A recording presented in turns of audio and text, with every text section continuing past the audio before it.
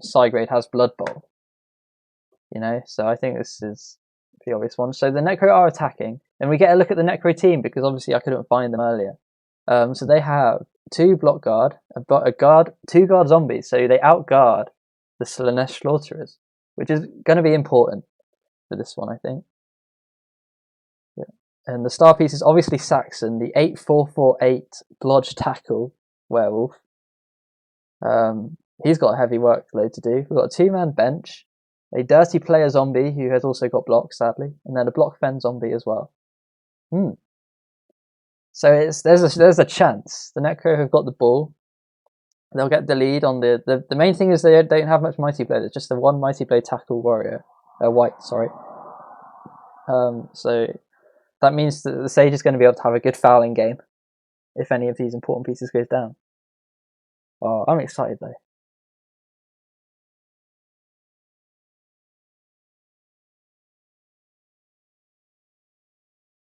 Yep, and I'm really happy because so far so good. The stream is running at a much higher frame rate and quality than last time. Last time it was a bit, I was giving some people like motion sickness because we were running about 10 frames per second. That's a touchback to open. So that's another good thing. That means you can probably carry on. Okay, we're carrying on the God Wolf because the threat of Primal Gore is a bit insane. Leap, Agi 4, 2 heads. So it's an Agi 5 dodger with leap. Wrestle and tackle. And horns as well, so he's coming in with a strength 4 blitz. Right, that's a good start. We just get the stun. So have any of you guys in chat played Cygrade at all? Hey Lord Okay, how you doing? Super Base, thanks for following as well. The aim, guys, is I'm trying to get either ahead of Gunner size follow count or affiliate, whichever comes quicker over the course of this postseason. So a follow would be really appreciated. And then Big A goes down as well. That's a good removal. So anyway, the question I'm asking to chat is: has anyone seen Cygrade play or played them? Because I have no inkling on the quality of coach. How big of a stumbling block could this be for the Sage so far? Because he is down a player already. I don't know. It's fun. Nice to see everyone funneling. I'm not going to lie, I thought this would have maybe 4 viewers, but we're rocking up at 12, so people are... Yeah. Hey Wolfbark, thanks for the follow. Appreciate that a lot. Wolfbark is a serious quality coach who I've predicted to make playoff finals on my bracket, so good to see them coming along. Yeah, Xander, you'll get a real who's who of who's the top tier coaches because they're all going to start filing in. Yeah, you're going to find out who the big names are. Yeah, I get to give you a little tour, say who's hot, who's not. It's great. Is it skipping for anyone else? Oh, for God's sake. It's not skipping for me, XCam. It's not skipping on my Twitch overlay. That's for sure. Hey, we get the knockdown on the dirty player. Do you foul this dirty player here? With your dirty player? What do you think? Let's check inducements very quickly. A wizard, and that's it for Barkingrad. I think that might be a wizard. No loner induced, so it's just a wizard. The Sage gets the fame. I think I'm fouling here because of the fact that the Sage only has a 1-man bench. And you don't have much on here. Okay, here comes the blitz, most importantly. It's a pow. No armor break.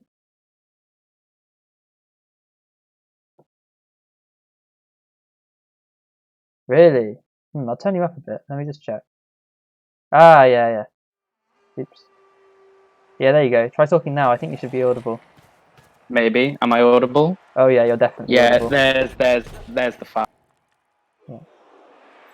Yeah. There's some arguments. Yeah, I'm sorry about that. I muted you apparently. Okay, what I did was I turned down the desktop audio for the intro video and then forgot to turn it up again.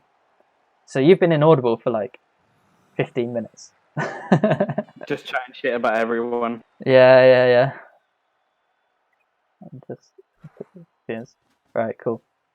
I might turn you up a bit more in Discord, actually. Yeah, I think I will. Just quickly. Okay, cool. Right, how's the quality? Oh, I'm getting yellowness on the quality. Oh god. Well, the frame rate's higher this time, I think.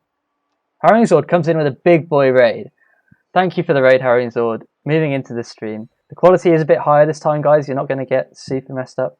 But welcome along. This is TheSage. This is the neutral cast of TheSage game, so you are allowed to backseat. And to be honest, I'm interested in some of the hot takes that chat has to come up with on the backseating. So feel free to backseat. Feel free to follow. Don't do anything else, so no subs or anything like that. I'm joined. I'm Lozer. I'm a choke artist, pretty much. I had 3 points in the game in hand to go to playoffs and choked it out. I'm joined by my mentee, Xandathar, here for the cast. He's a college coach, just finishing college. And yeah, we're going to just sit through this one. I mean, you mentored me to be a very good choker myself. Yeah, exactly. Choke runs strong in this one. It's good. So yeah, hopefully TheSage doesn't shake. Because last time I believe TheSage went out in round 1 of playoffs last season. Correct me if I'm wrong, guys, and this could be a stumbling block. He's outguarded, and he's currently down on players as well, just by the 1, the LOS, just getting the 1 knockout. There's only 1 mighty blow on the wolves, on the Necro. No killer wolf, but we do have a Saxon here to defend against. Not this killer. This is a good killer, but this is the real threat here. Primal Gore. He's going to be the one that makes a difference this game. I'm going to drop it to just acquired skills. Yeah, cool. Let's have a look. Sage either this goes super deep or doesn't go at all. Yeah, potentially. This could be the one though. Yeah, it's just a wizard on the inducements. The wolf just takes them up to, I think Sage is about 1990, and the Necro this wolf probably is taking them up to about 1700, so it feels about right. Yeah, it's an interesting start. So this is a bash matchup. I'm an Agi coach. Xander is on Wood Elves, so our analysis isn't going to be super on point, but this is probably going to be the state of play for the next couple of turns, if you ask me. Yeah, what do you think about him using the reroll though on that blitz attack? Like, it paid off, but he didn't break armor with it. Well, he did, but he just didn't get anything. Yeah, I think would that have been? I was kind of half listening. I'm kind of tabbing between making sure the stream's not dying a death. It looks like it's going okay. My problem, right, is that in OBS it seems fine, and then I look at the Twitch and it's like not fine. But whatever. They seem even more broken than last time, maybe. I mean, they did do a lot of damage themselves to Div 1 over the course of this season. I don't think this is definitely not the best team he's taken to playoffs. It feels a bit short on guard in the bash, but I feel like it's quite strong against the Agi in the form of this guy, and you've also got an Agi for, I want to say, like developing safety. Roger, he's probably going to be carrying to try and get him to block. So there is potential, but yeah, it's not there yet, and there's chance for an upset for Cygrade here, and they're gonna develop this zombie here on the right hand side.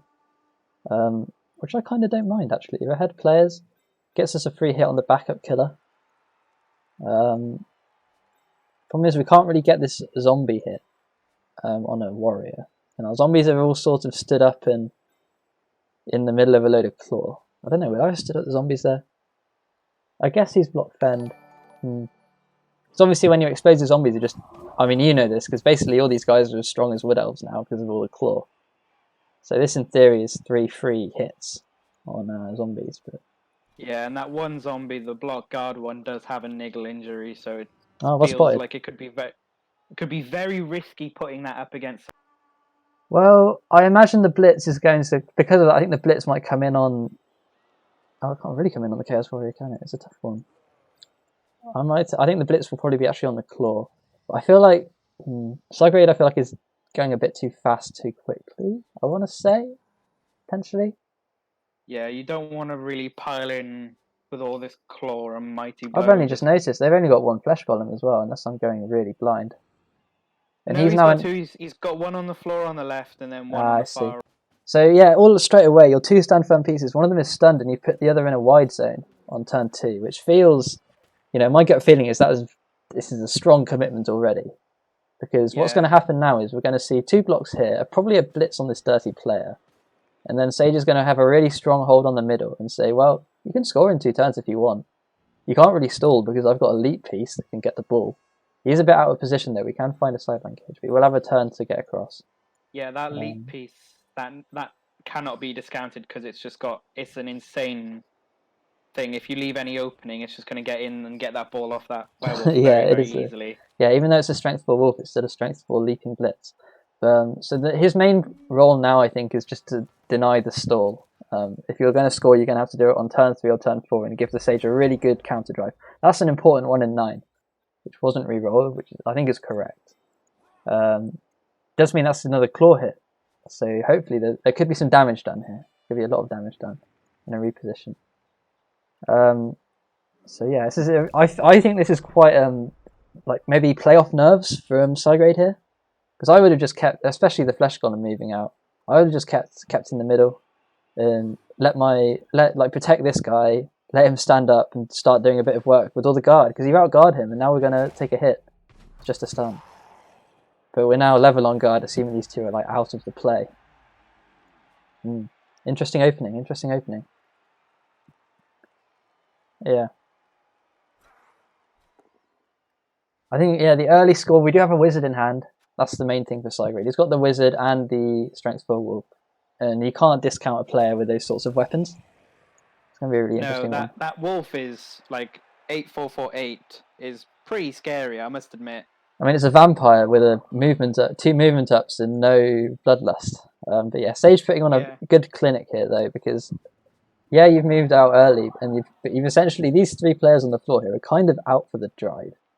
Unless we switch back to them. So even though they're not off the pitch, they're essentially off the pitch for what we're trying to do here. So it's a really good first couple of turns from the Sage here, because now he can move his killer for free. He can move this warrior pretty much for free, and just leave the frenzy goat, who is not going to have too big a role this game probably, just to occupy this flesh golem. Oh, that's a knockout. We don't hit the wolf yet. No blitz yet though. I guess we're going to get the kill blitz on this wolf. It's going to be the move. We can come in for a nice pile on, maybe? And protect it, kind of. Well, we can't really protect it, to be fair. No, it's fun. Yeah, State Mittens with another big raid. We're up at 71 viewers. So thanks for all the follows, guys. Thanks for coming in. This is the big primetime game. And it's not. I always thought we'd get less viewers. I thought it would be more on the Sage's channel, because he's the expert. We're sort of just here to have a good time.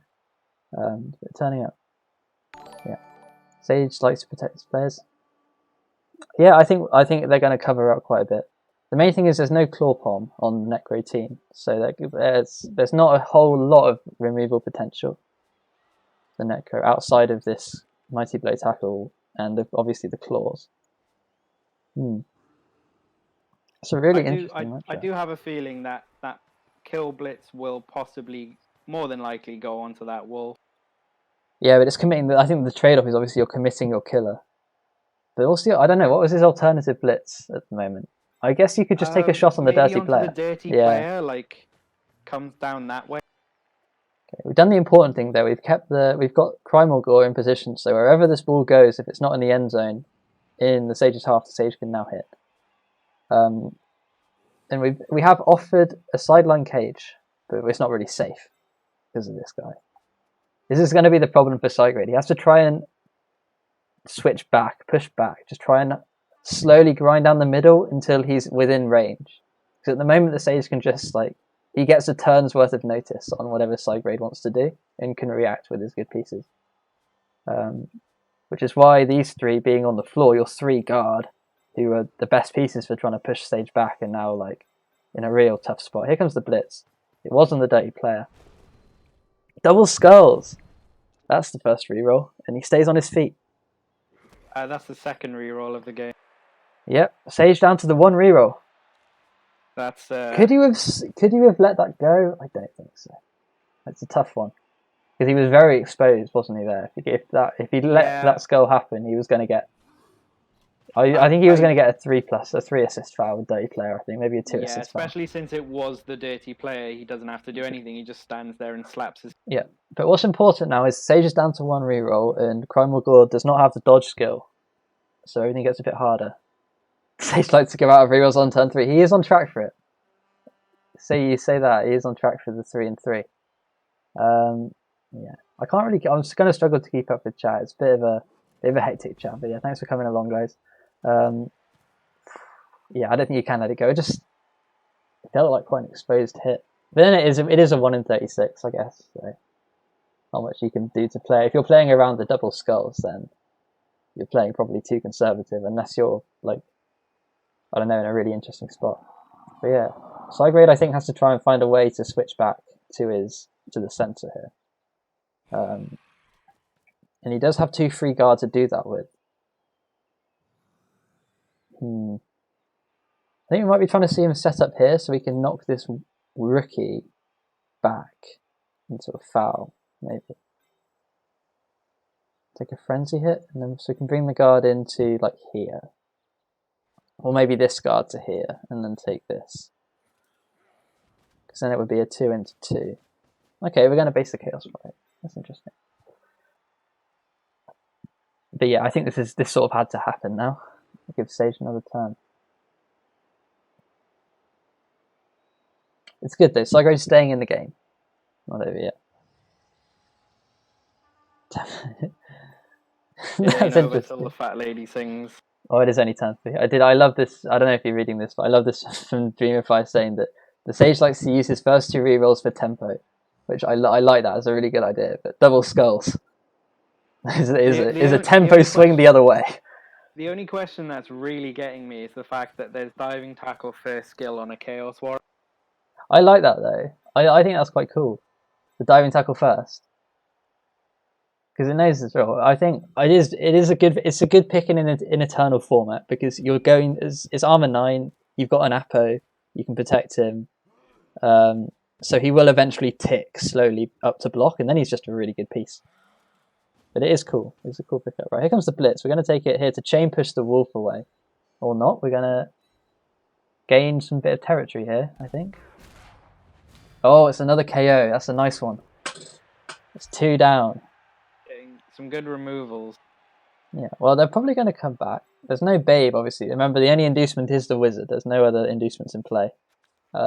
Sage with Fame, but not much else. So one of these will come back. Sage is still, in theory, it's 11 players. They're both expected to come back, actually. So there's no permanent damage done yet. The Wolf is now free, and I imagine, can we do anything with I'm always half looking at Primal Gore here to see if you can't make a crazy play to get a dice on the ball. But I think the issue is there's no recovery. That's the main problem. It's not like an elf team where you've got him, and then you've got your Agi 5 leaper with Bloodsure hands that can pick up. Like, the ball can be left kind of safe because there's no chaos to pick up the ball once it goes down. And this is an Agi for Wolf, so it's probably just a 2+ to pick up again once you've cleared away the weapon. Yeah, I agree, Donkey Dragon. I think we were expecting it. But that's the thing with attacking first. You do get ahead in the blocks just off the LOS hits. You've got a KO on the LOS and a stun. That immediately puts Sage on the back foot. He tried to tempo it back with a couple of blitzes to try and get it back. He rolled a dub skull and didn't even knock down this dirty player. Cygrade did make a bit of a mistake with getting these guys committed and then going the other way, but he's managed to get it back. Now the Sage is in a bit of a spot where he sort of has to start thinking about committing, basing up against a team with more guard. It is on zombies, but it's more guard. It's tough. Doesn't matter where it is, that guard is always going to be scared. There is a point that this is a kind of a based cage, but it is exactly a red dice. So I wouldn't say it's that base. I think we can, because it's a block guard zombie as well, I think we should be able to clear this out. Okay, we're going to blitz down here. Gets the power, this is important. This golem's taking some damage. Just a stun with Mighty Blow and Claws used. We pile on with a dirty player in fouling distance.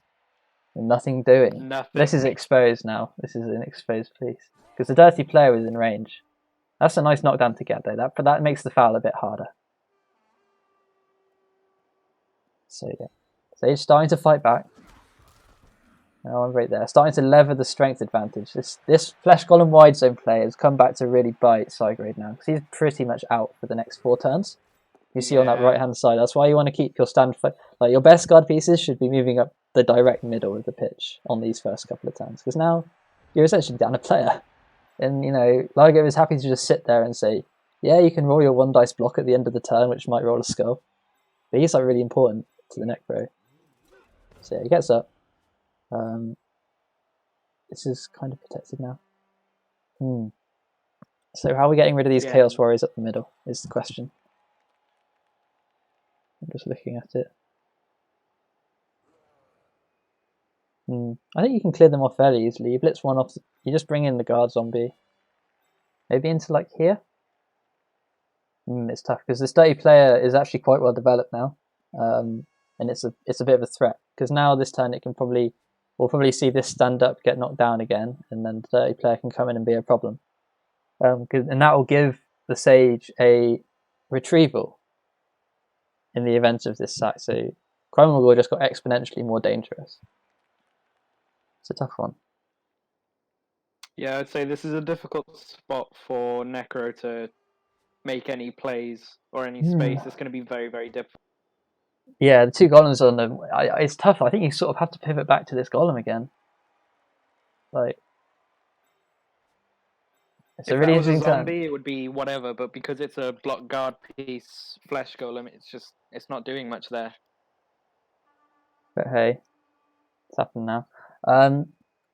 Good news is that Cygrade hasn't panicked, I don't think. We're a minute and 30 in and he hasn't taken an action yet, which is a really good sign. Normally when you see these sort of playoff games, bit of nerves, playing up against a big name, you start rushing into things, then you find yourself halfway through a turn and you're in real trouble.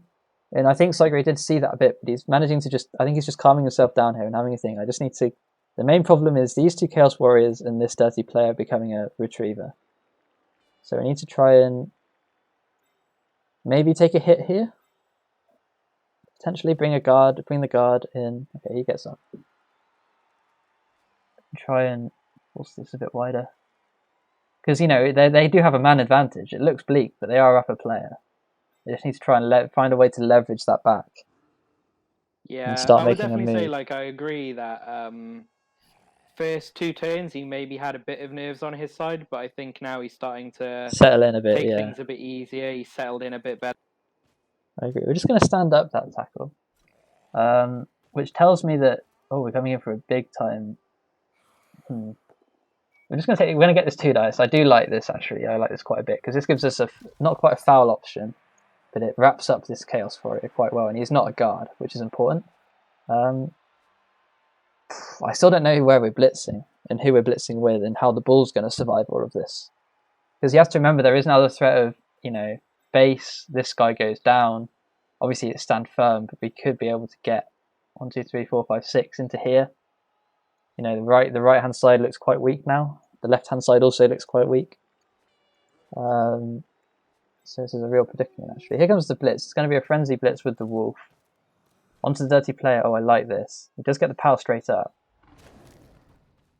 Just to try and stop that. I think that is what I would have done in the end. I think that's a needed blitz that's gone well. No armor break, sadly, but it's not bad. Yeah, Sean, my cripple starts at 2 p.m. UTC tomorrow.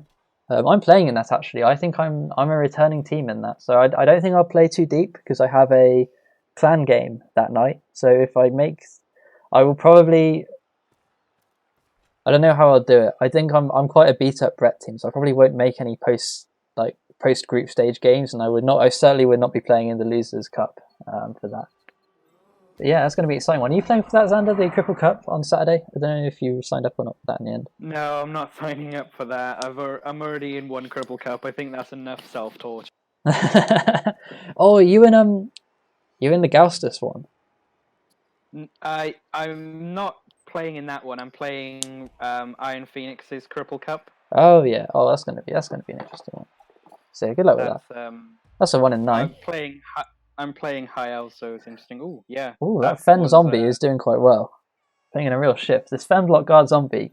You see all this strength 4 kick meta that's been happening in this playoffs. Just a bit of block Fen guard doing the job. That's a jump up failure as well, which can't be rerolled. Oh which is really strong. So yeah, he is seen off. This plucky zombie right here, he's seen off a Chaos Warrior and a Beastman Killer. And now here comes the blitz on him. He does finally go down. It's Claw Mighty Blow. This could be the end of June. Yeah. Might have spoken too soon. I think Will they hold on? going to come in handy though.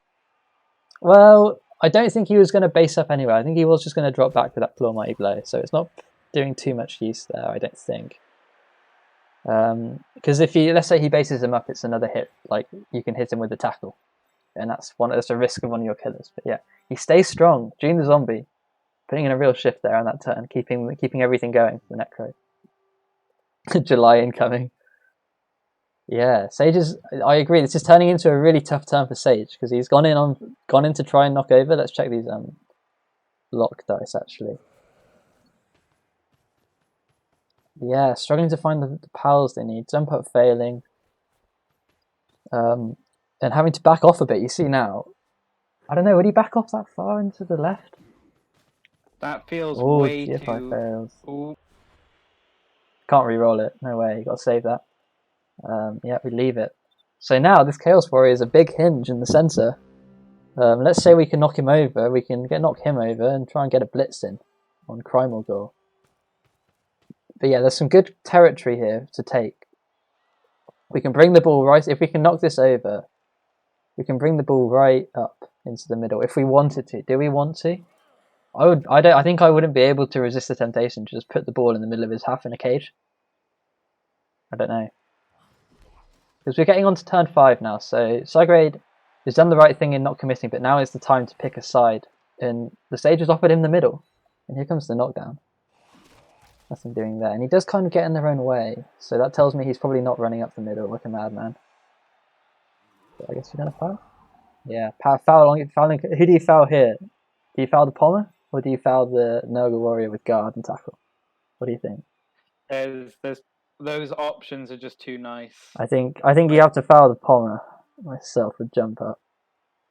But it's an interesting one because if you can get rid of the guard, you've got an even stronger guard advantage. So that's gonna help you out so much, in my opinion. I think I would honestly probably go for the jump up pylon piece just because that feels like it could do a lot more work than the guard on the. Definitely, it's somewhat optimal killer.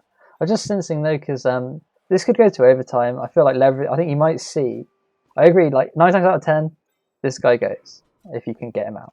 But when you've already got a guard advantage against Chaos, whose only real strength is like, it's a strength team. You can get rid of the guard and Claw Mighty Blow on top with tackle. When it's only turn 5, that could be like what a lot of turns where you've got an even stronger guard advantage. It might help him out more positionally. It gives him more room for error. Is the thing I'm trying to talk about. We've still got a blitz as well. So what do you think he's going to blitz in this position? Good question. Well, we're going to see it. No time to speculate. He's going to come across here and try and really clear out the centre, and I like this quite a bit. Yeah. Try and push up this right-hand side now. Can't really go too far now, but you can bring the ball into a really nice safe spot, just like back here. And that means that you don't need to have players protecting him too much. Because let's just check. Crimegor can only get to here on GF5, so if we put the ball like back here, then you can commit 10 players to attacking and only 1 on the ball. And then you're essentially an elf team in terms of like midfield presence, and that would start to really help. But yeah, so far, Sage, is he going out of playoffs? It's a bit early to say, but it's a strong start from Cygrade. Repping, I think it's Div 4. God, who is it? 4E maybe? G-Man 4E turning up and taking out a Div 1 team. That would be a story, wouldn't it? It's a really tough one. I think I would bring the ball back here now. Let the Wrestle Ghoul maybe come in here. More tackle zones to worry about. I don't know. I think this still has this dirty player. So what does he foul in this position, or does he foul? I think you're always fouling. I do think you always foul. So, well, here he comes. Will he always foul? No, we're going to use him for position, and we're going to put the ball in the centre. I believe this looks like an eye cage starting to form. A bit of an anti-leap cage. Let's have a look at this. We'll see where the ball ends up. The ball ends up here. There. Oh, I do like that's quite clever. Okay, so we're turning down the foul to protect the ball and get some field position, which I don't hate. We can get a stand-up blitz, not really actually, because of the guard presence. Well, Cygrade putting on a show so far. Oh, how's everyone doing in chat? I'm happy to see everyone. Adorable, Adorable. I haven't seen them in ages. Coming along with the follow. Statements with the raid. Yeah, I'm sorry, Alexander. I promised you a chill stream with not much going on, but we've got like 70 viewers, and it's not the end of the world. I legit thought everyone would be on the stage, but yeah, this is the Rebbl stream. Hopefully, a bit of better quality as well on the stream. Doesn't look like it, to be fair. I think I've only gained about 10 frames on last night. 10 frames even. Anyway, get some stand up. Jump up works this time. We're going after the fend, and he's fine. God, another power block from June there, stepping up. Just can't knock him over. This is a hero. Deserves MVP. And Fen letting him come up and be a guard in the centre now, keeping him relevant. And now TheSage is in a really tough spot, kind of. It's getting into a tough spot. Here comes the blitz. 30 players going to go down. Maybe regretting not fouling if this gets out. Yeah. Just a stun, man. These injury dice are just not like boxcars on the armor. 5 on the injury dice. I think when you're rocking up with what 1, 2, 3 claw mighty blow, and it's sort of the focus of the team, you want to be doing more damage than a knocked out zombie. You want maybe at least like 2 KOs, hopefully an injury by this. Yeah, you want to be testing the regen, don't you? Definitely. Well, that's why teams like Necro and Undead can start to counterplay against these sort of kill stacks, because every single player has sort of like a proxy Apo right. Whereas against Orcs and Dwarves, they can only have 1 or 2 players with Apo rights. So even if they do get the injury dice roll high, it doesn't have to mean anything. But as it stands, nothing's happening really for the Sage.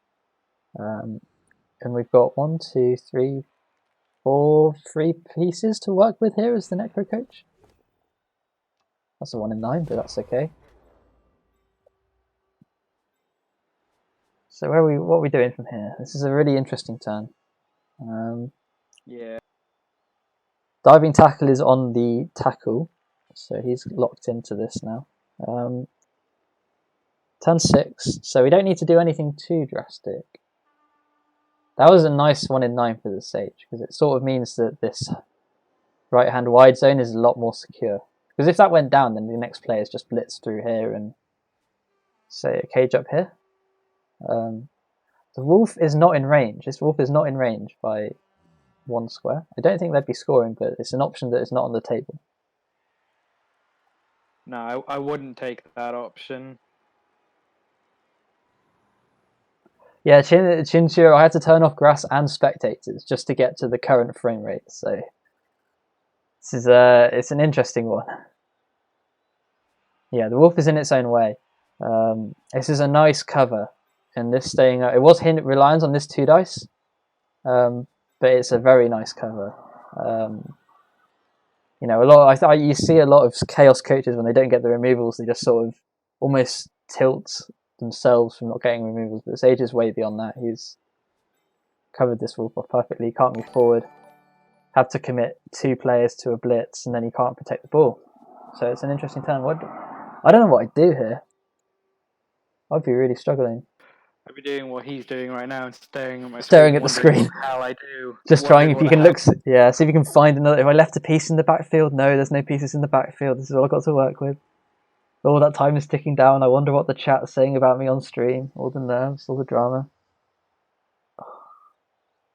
We do have the good old strength 4 blitz, but it would have to be here, which brings these all into play. This diving tackle is.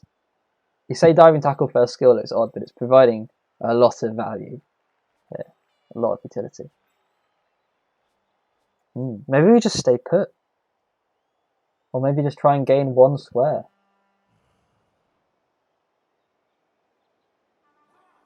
Maybe that's all you need, just that 1 square to put that Okay. scoring.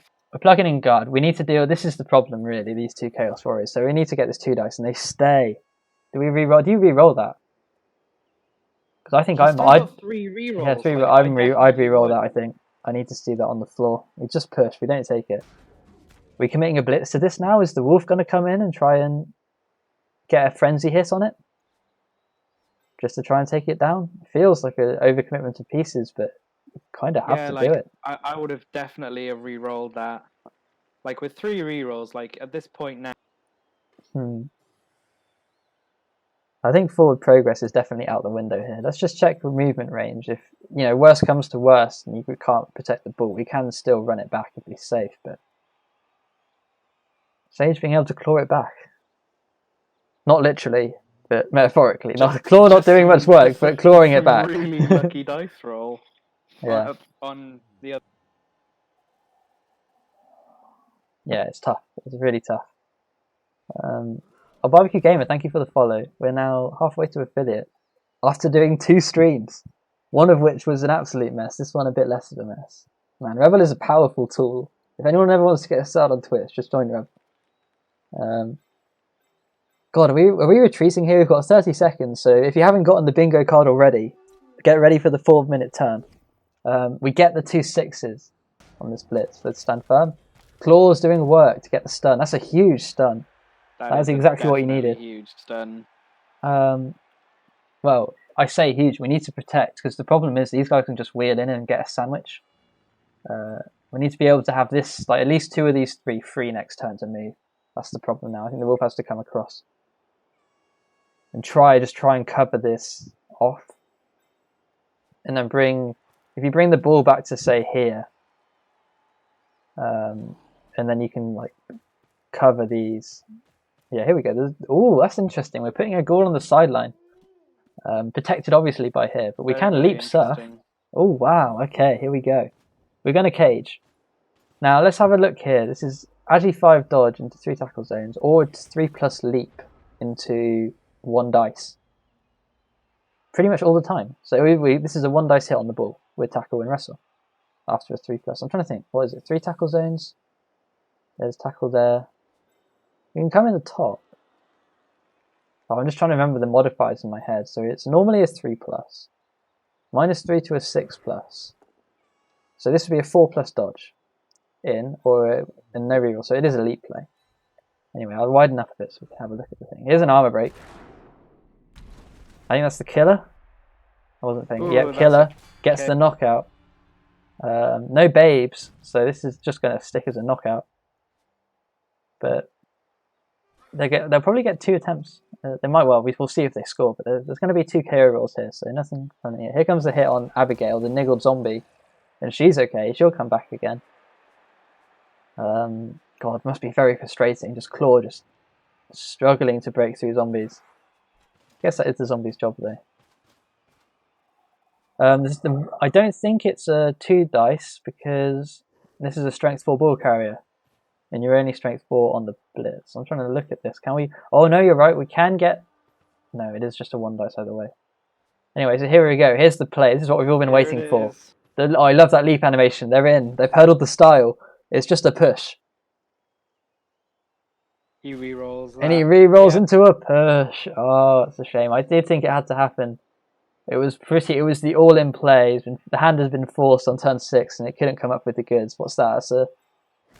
What's that? That's good on a POW, a both down, and a stumble. So that was a 75% chance to knock over there, and it didn't happen. Which is a real shame for the Sage. I think he was banking on that one. It was really rough. Still 75%. You know, that's Khemri pickups, and as any good Khemri coach will tell you, they're not guaranteed. Yeah, really rough. Now, he's got to find a way to. See, this is difficult for him now because he wants to move. I think he'd want to move him. No. It's also difficult. Yeah, that's the problem. When you get to this high level play, everything's difficult. However, we are in range. We are in range to score. It's just 1 GFI, and I think at this point now, I'd definitely take that. Well, let's look. The Sage is setting up to get a claw hit here on this wall. There's going to be there could probably be the killer. The good thing is the killer can't really hit anyone unless they blitz it. Are we going to stall? No, we're going to score. Right, that's it. 1-0. Yeah. The Sage is behind in the round of 64. And to be fair, I don't think there was too much he could have done about that. I think he pulled a bit too hard left. I think maybe it was turn 4 to let that happen. But it's just one of those things. Necro turning up with more guard, just about holding on to it. Both of these come back in one go. That's really strong. And one of the goats is back. Okay. One goat's still out. Obviously, with coronavirus, we are playing this game behind closed doors. So no spectators allowed in the stadium, sadly.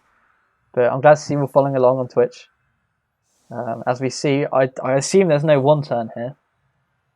Well, there is a 2 turn, sorry, it's turn 7. So we do have to set up properly with the necro coach. Will we see the anti-2 turn setup, which is a box, 2 boxes of 4?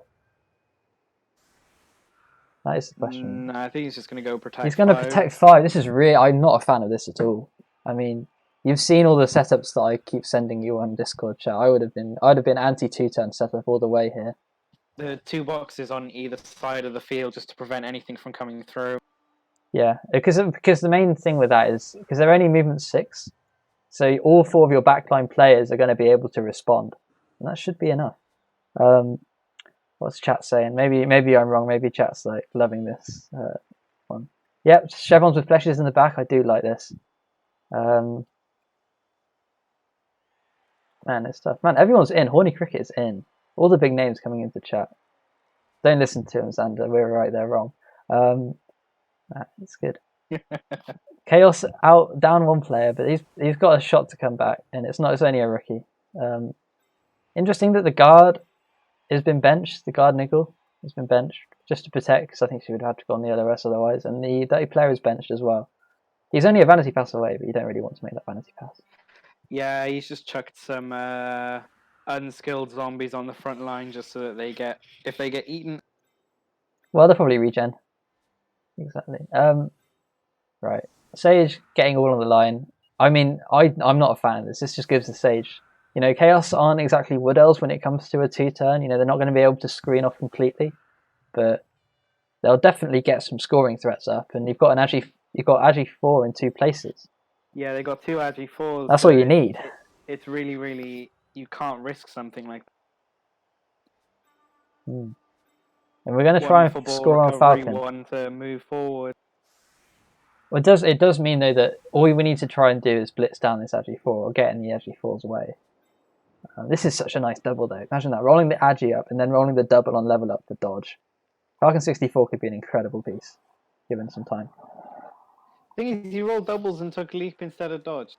I think you do on the Saka. I agree with that. I think, yeah, it's an interesting one because he'd got the 2 heads as well. Maybe he thinks that 2 heads is just good enough. You've played with War Dancers. Leap gives you options that dodge just can't give you. That is very true. But and we saw that in that last play. The dodge in would have been a 75% with the dodge skill, whereas with a team reroll committed to the leap, it was like a 1 in 9. So leap can just be better sometimes in those clutch spots. Yeah. There's a good point from Horny Cricket. We might see if it gets too intense or if Cygrade can't protect, he might have to use the wizard here to just keep it 1-0. 2 scoring threats straight away. No rerolls is the key thing. If this fails on a 1, you feel a lot better. That's the thing now. If anything goes wrong, that just sort of throws it out the way. Yeah. Here comes the first hit. It's not good for the Sage. Oh, I'm backing the underdog here. I'm backing Cygrade to take it home. G-Man Division 4. I was just watching the Harrowing Zord stream. No spoilers, obviously. But I think so far watching playoffs, like results, whatever. I feel like the coaching quality gulf between the lower divisions and the higher divisions has been kind of on show in places, especially as you get into the second half and people get a bit fatigued. Then stress starts to come in. But I think Cygrade's put up a not terrible first half, if I dare say so. And they were rewarded with a touchdown. Yeah, he kept his cool after 2 turns of being a little bit mad. Yeah. Oh. He did set the tempo, Toast Guy. The tempo rerolls. What was the result? Did he get a reroll? Just nice weather. Okay. Kickoff results not doing anything. I like that, to be fair. I think kickoff results tend to make the game a bit too crazy, and that's fine for league play where it gets a bit boring. But when you're in the playoffs, you want a bit of consistency, a bit more consistency, maybe not boredom, but like let the skills shine through a bit more. So I'm happy to see the weather. Obviously, we have not getting any armor breaks on any of those. No, that's a bit of a problem. I mean, there's a 2-man bench, so they'd have to do exceptionally well to clear that bench out. But it would have been nice just for morale, if anything. Just remember that Mighty Blow and Claw can work. We are seeing it. I bet he's glad he's got Agi plus now with that 2+2. Yeah. Well, Agi is always incredibly good on Beastman. Now, are we in range of a wolf? I don't think Sage would make that mistake. No, we're not. So there's 3 scoring threats on the table here. Make that 4 scoring threats on the table. One of them without needing a GFI. And that is a screen on Falcon. So you're going to have to commit a lot of resources to try and disrupt this. The good thing is that Agi 3 means you can wrap this up with just a golem and a white. He's locked down. We need to probably knock you over here. I think Falcon needs to get blitzed because he's the easiest catch out of all of them. Importantly, they've based up a killer, so that's a free block on the killer. If we can potentially find it. I don't know if I have the spare players. It could be on. We don't. Oh, I don't like that. I think this could just have been up here, and then the white can come underneath to properly seal it. Because at the moment that's still just a 3+ on the dodge out, which is an annoying outlet. I think that's definitely a mistake. Because if we stand firm here, it's good. Anyway, how are we doing this? 1, 2, 3. The Wrestle Ghoul could do the job, but I think we're probably going to give it to Saxon. 4, 5, 6, 7, 8. It would be a GFI to blitz with Saxon. But he's still got 3 rerolls, so I feel like there's definitely some safety. Well, he can only use one of them this turn, so... It's still surprising that he didn't use any for some of his blocks. Well, I don't know, did he really... Yeah, I think... I think we were talking about that white block earlier, weren't we? But in hindsight, I think he made the right decision, because if he was going to blitz with Wolf anyway, yeah, he'll get a frenzy hit. So let's say your Wolf hit 1 in 9s, then you need the reroll there to try and get at least a push so you can frenzy and get 2 more dice. Whereas if the white, I think that was correct in the end, and we were wrong. But we're just trying to line it up here so we can get 2 dice with Saxon onto Falcon 64. A push won't do it. Will have to be a knockdown. Can we get there? We have to put the Wolf here, I think. 1, 2, 3, 4, 5, 6. Yeah, Wolf into here. Probably plug guard in about here. And then take the Saxon hit would be my play. Or maybe bring the guard to like... Yeah, here we go. Here comes the Ghoul. Ghoul is going to start a screen. It's an interesting one. Yeah, roll of 5 will fuck. Really messing up here, I think. I agree with you there.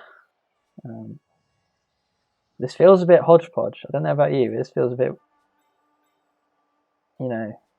bit weak of a defense.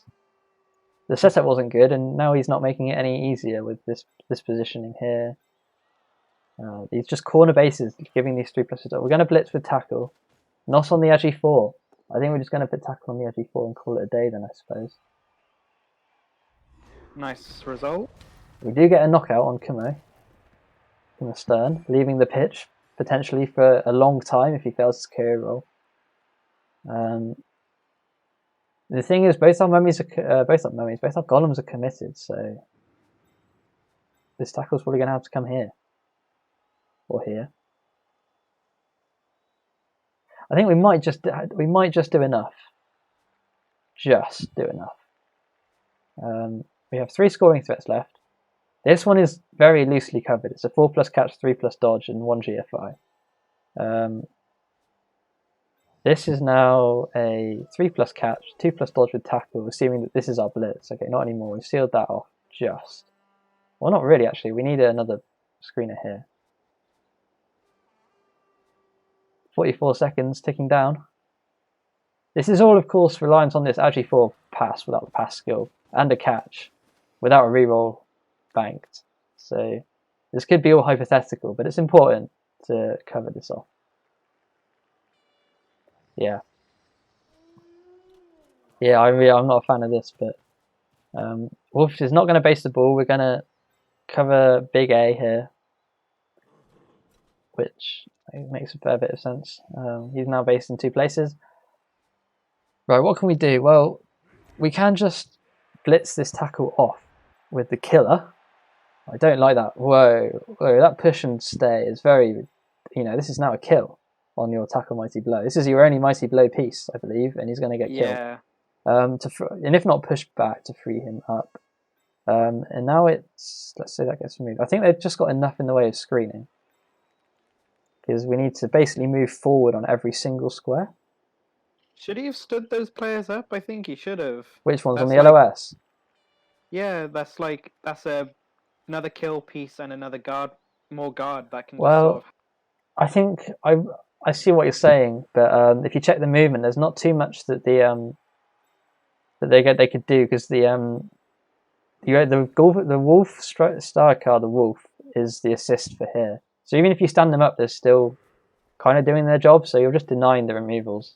I don't think there's much more obvious errors here than them not being stood up, is what I'm trying to say. But I agree, it could be a thing that you could do, because you do have the big bench, remember, so you can afford to take a couple more hits. And if they don't work, then that's more tilt. Here comes an armor break, as we called it. Is this a knockout? And just a stun. Just a stun. Mighty Blow and Claws used. Do we pile on? Of course we do. Always be piling on, getting that piling on value. Nothing doing. And you're not really in your own way there, to be fair. His piling on is not been good this game. Not so far, but he hasn't had the good spots, because he's burned his Claws and Mighty Blow to just get the armor break.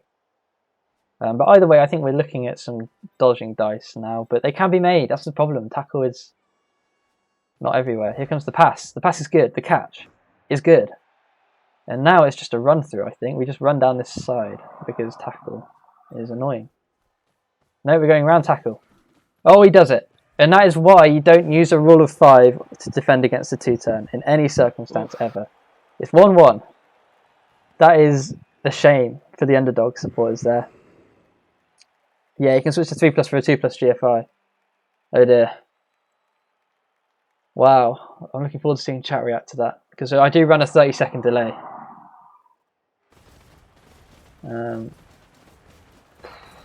Yeah, that was that was a huge mistake. That was a lapse, wasn't it? That was I've got this sorted. Both KOs come back. And now Sage is ready to take this 2-1 after being 1-0 down. That was a real shame from Cygrade there. Just chevrons would have made that so much harder. Yeah, that's it. The setup, that affects everything there. Like, if he'd set up a little bit stronger than the boxes or even chevrons, like, it would have made everything so much more difficult. Yeah, you could even go for the classic, like, what is it, Blood Bowl Tactics special, the Arrowhead one, and just have the stand firm golems in at those weird flex spots where it's just them covering. But yeah, allowing them to have scoring threats on both sides of the pitch was a real problem there. We're going to protect 5 this time as well. And this time in the more orthodox thing, because it's an 8-turn drive, which makes sense. And now our bench is sort of just sitting there looking pretty, because we couldn't find the fouls earlier. And all of a sudden, this has swung right back into the cage's favour. The Sage's favour, not the cage. Well, there will be a cage soon, but anyway, we're sitting away from me. We do have the Wizard, that's true. The Wizard is still in the bank. I did forget about that. Wolver's pointing out. I think the Wizard could be definitely crucial on how Sage plays this next half. Yeah, there is a threat of a Wizard. Let's see. The thing is, though, the recovery is just Saxon. So as long as you have tackle around the ball, the Wizard can't do much. But you know what I mean? It was a Wizard that could send... It's the psychology of it, right? Now Sage can say, as long as I've got tackle on the ball, he can bolt and we'll still go to overtime. Whereas if that 2-turn hadn't been made possible, you know, he's got to think, if he bolts and I can't pick up, I'm out. So it means he can play a lot more passive now, I think, even though he's got an Agi 4, but there's no sure hands, so yeah. But yeah, Sage in the driving seat. A little scared to start with, but I think it's now his game to lose, if you ask me. And that's a quick snap. Well, it doesn't affect too much, but yeah, it pushes the Chaos Warriors a bit closer. Jinchuro, I think it's called Longbow. I just remember it because when I started mentoring, I was like, oh, I need a playbook to send to all the mentees of all the common setups. And I found this one on Blood Bowl Tactics. It had the standard ones, but it also had this weird longbow setup where you go half chevrons and then have stand firm pieces like here and here with no support. On the premise that if they'll just stand up, I guess. I don't know. It's probably a good idea, but I just don't get my head around it. Anyway, 24.1% score is... Well, so actually, I'm glad for Wolfpack for sambering that. It's 21% score, but could have been a lot less than that. Anyway, we'll move on, shall we? I think we've had enough discussion on that 2-turn. As we look at this quick snap. Quick recap for those joining in. Cygrade took a Wizard in. Sage got the Fame. And then Cygrade proceeded a decent drive, got the score. There was a 75% chance to get the ball on about turn 6, which burnt TheSage's last reroll. And then it was a turn 7 score, meaning that... Oh, that's a regen.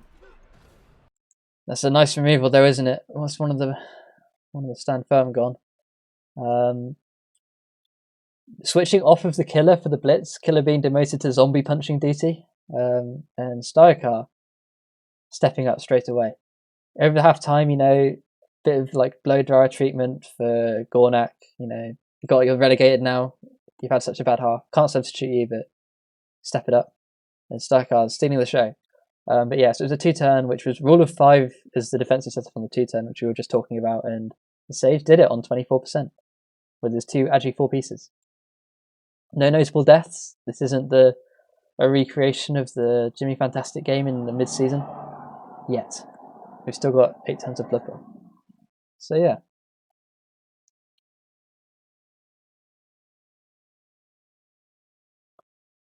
Yeah, he did.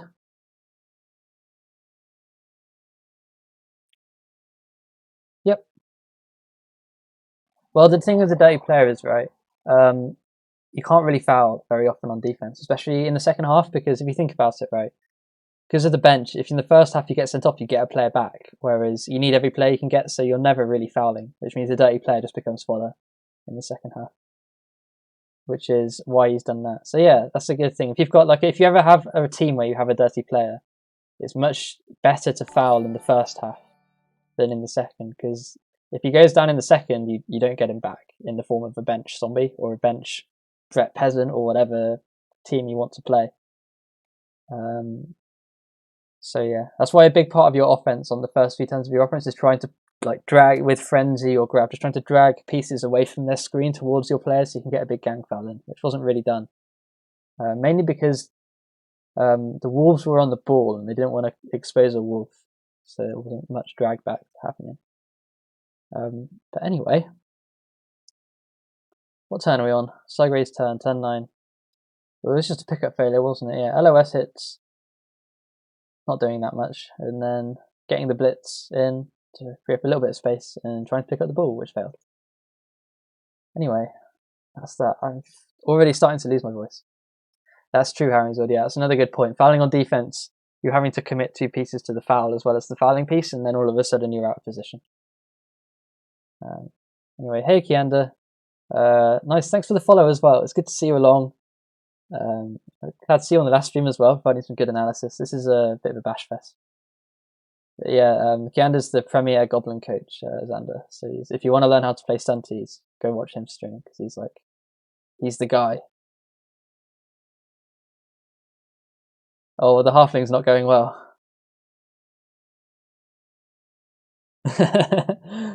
Go watch Monty. Monty's great. He's just this old Aussie guy who just yells at the screen as his halflings win games. It's really good comic relief.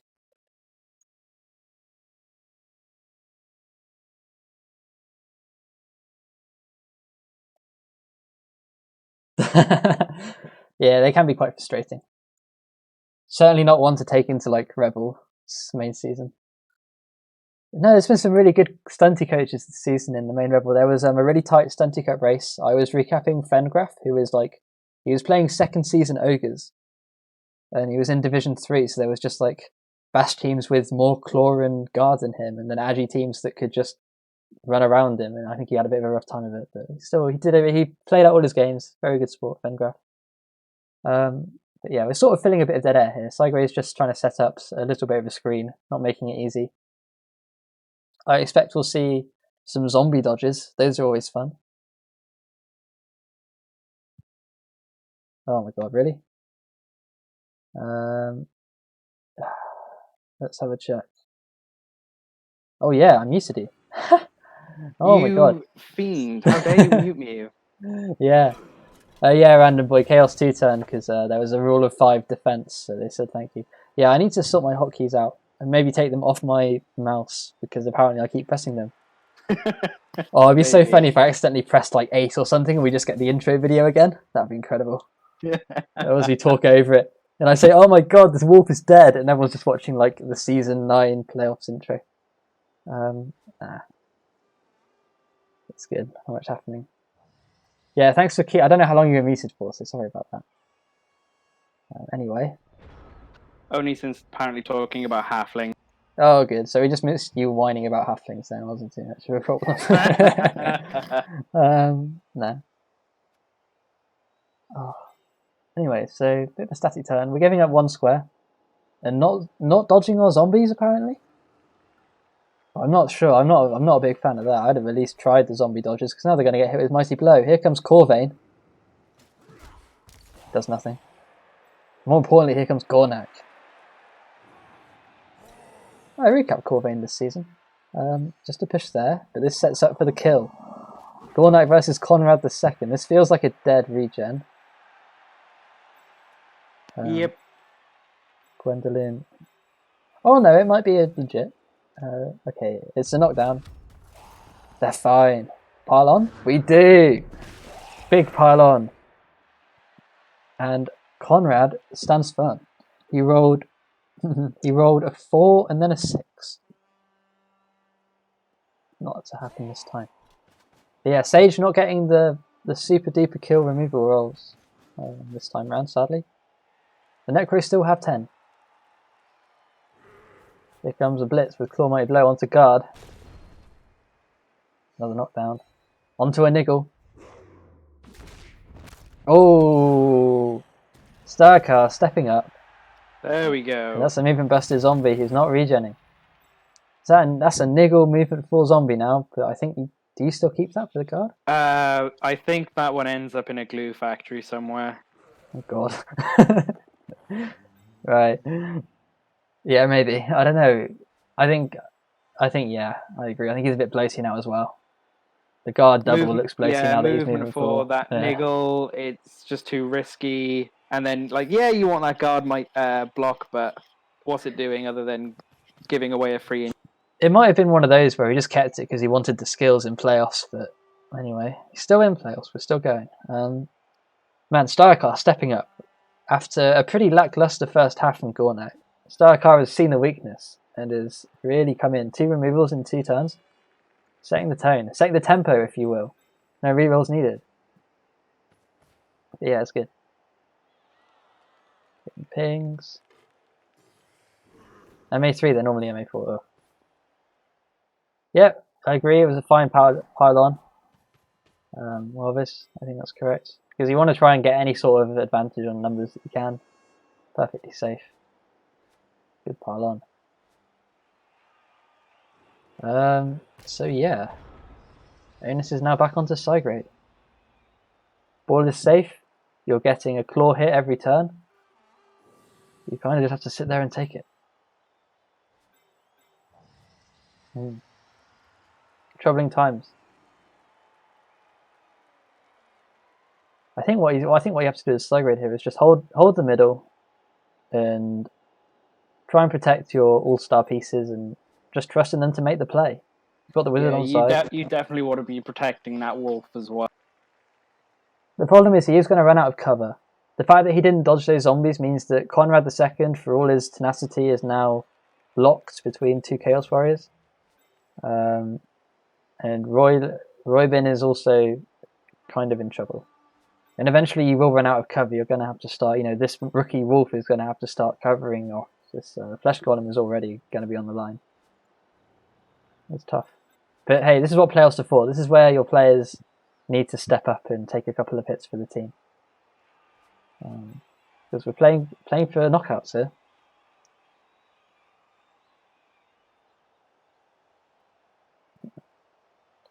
Anyway. It's been fun. Bit of dead air now, I think. We're just going to sit here and have a think if we're Cygrade. Yeah, this is interesting. As I say that, we go in on the left wide zone. He suddenly shifts gear. Yeah. Maybe forcing an early score? Or an early commitment? Because again, the thing with this is the ball can easily just come to the halfway line and not do anything. And then we're in a different situation.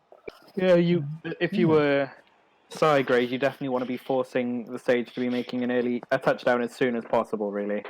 Well, yeah, because I'm not saying score a touchdown. I'm saying get developed down the pitch, because then you can have a think about Bolt, Fireball maybe.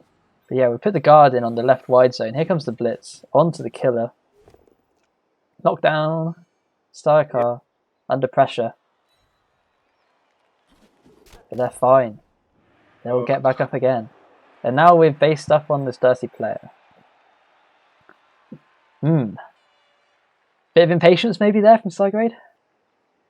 I don't know. Maybe. What were you thing is though, what were you blitzing instead? And you do have to blitz. You have to put some pressure back onto the Sage. I think it definitely would have been that killer, because it's already done 2 injuries. Like, it's obviously the threatening piece. You're like, nah, I need to be. Yeah, I'm gonna have some fight back. It's an interesting one though, because we already have this piling on piece who's going to be killing more efficiently. You know, you're happy that Starcar's doing the damage as opposed to Gornak, because Gornak's got the killer skills. I might have taken the hit on the dirty player just so I can keep this free, because at the moment he's locked up. I mean, you can get off of it, but this is just going to be like a move in, and now you're struggling to get the white free. We'll see how it goes. And the question is, how is he going to cover this right-hand side here? Because you have to cover the middle and the right with 3 pieces. So I assume we're just going to stick this wolf here out to just be a good boy. Okay, here we go. Saxon is completing one part of the screen. This isn't a finished screen. We can blitz through Goat. Not Goat, sorry, Gwendolyn here. Okay, now it is. Okay. But Saxon's exposed. Kind of. Ish. Not really, I guess. It would be a... I think the guard makes it safe. Yeah, that guard in front of it definitely keeps that star wall. 6. Yeah, and this isn't guard, so it's not even. Here comes the pylon.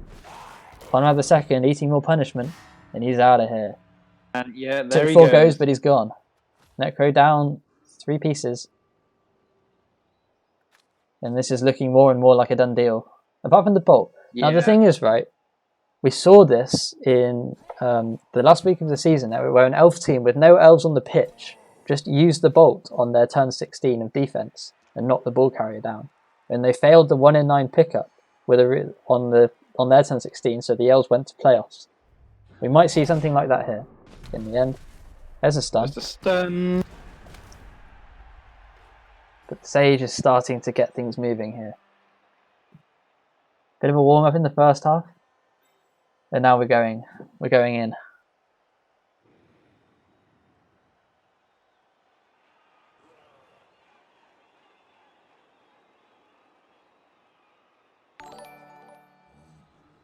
Dreamify, thank you for the follow. Yeah, I'm casting a lot of games this playoff season, guys. I'm on tonight with Gaustos. We're casting I think it's just a challenges game, a bit of a murder fight.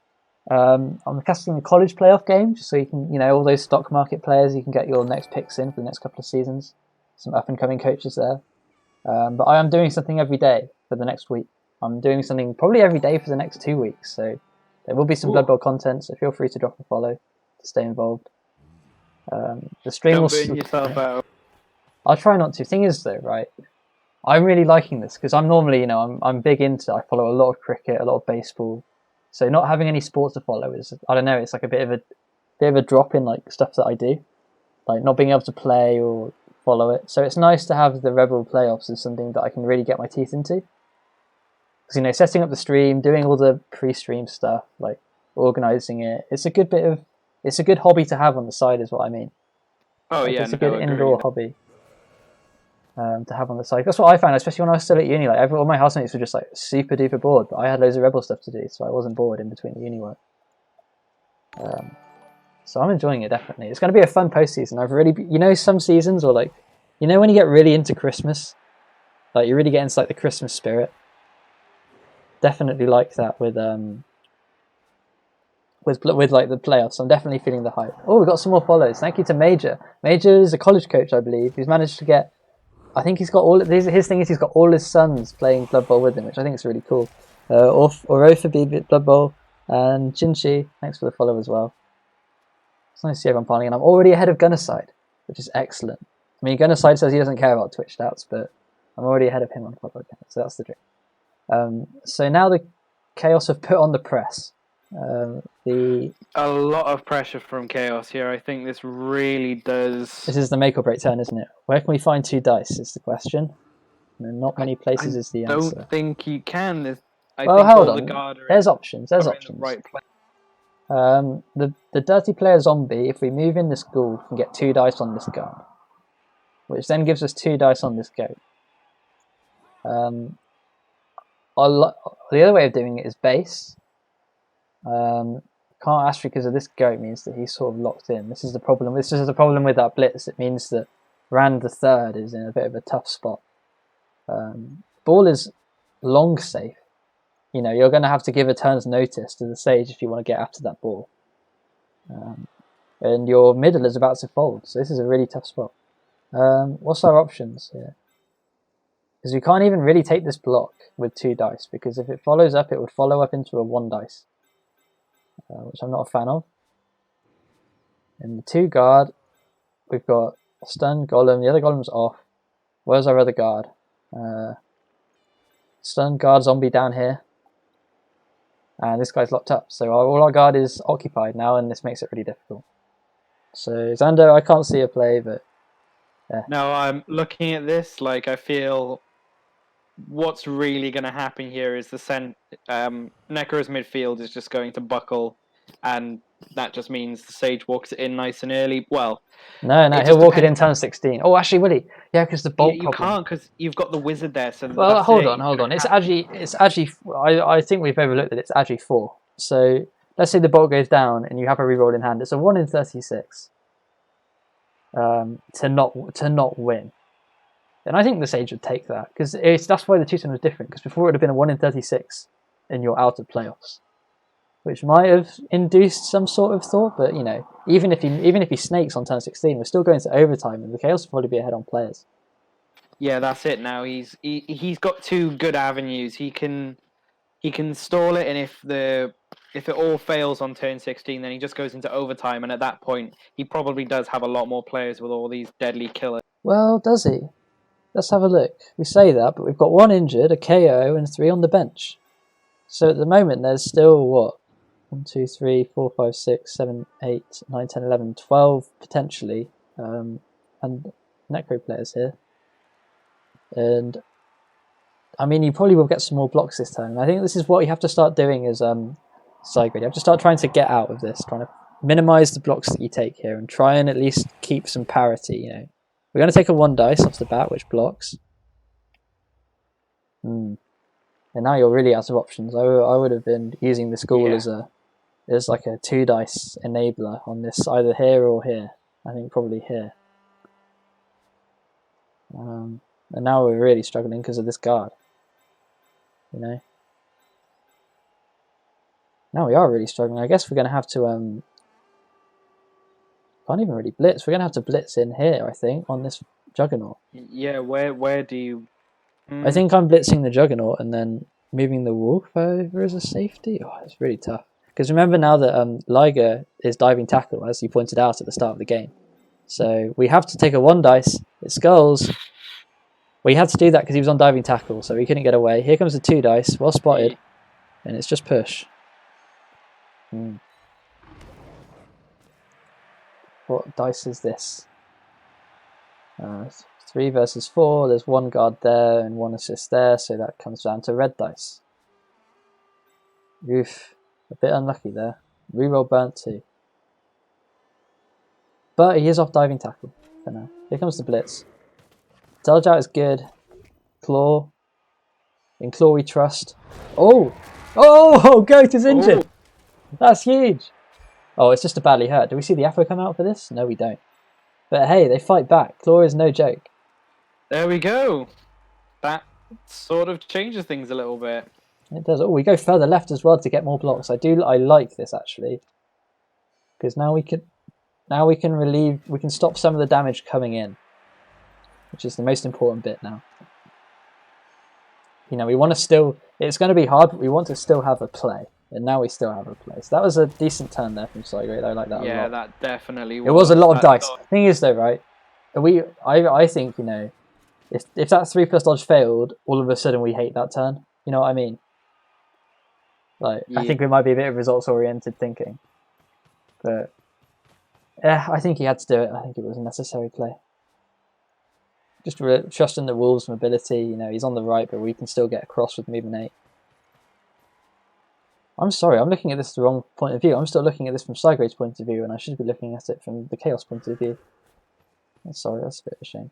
I like to think that the Sage's stream will all be from his point of view, so I'm offering a bit of affection. Now he's in a Necro. I like that taste guy. Yeah, that's true. He's in a Necro reservation this turn. Well, is he though? 1, 2, 3, 4, 5. 1, 2, 3. Yeah, he is. Because this Chaos Warrior can advance to... Stygian can advance to cover off here quite well.